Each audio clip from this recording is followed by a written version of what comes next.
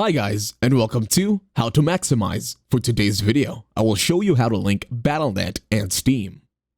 To start, open your internet browser and head on over to Activision.com, and then on the right corner, on the top right, click on Profile. Once you click on your profile, you will see a button in the left corner that says Account Linking. Tap on it. Then in here, first, link your Battle.net account. In here, tap on Send Code. A code will be sent to your email address to verify.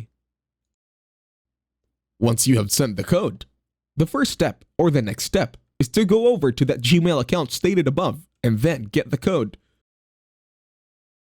Once done entering the code, tap on Submit. Once done, refresh the page by clicking on anything else, then going back to Account Linking. In here, tap on Link Account once again and then tap on Send Code. Again, you will have to enter the code sent via email address or your Gmail address. Once done, tap on Submit, then close the pop-up. Now the web browser will refresh.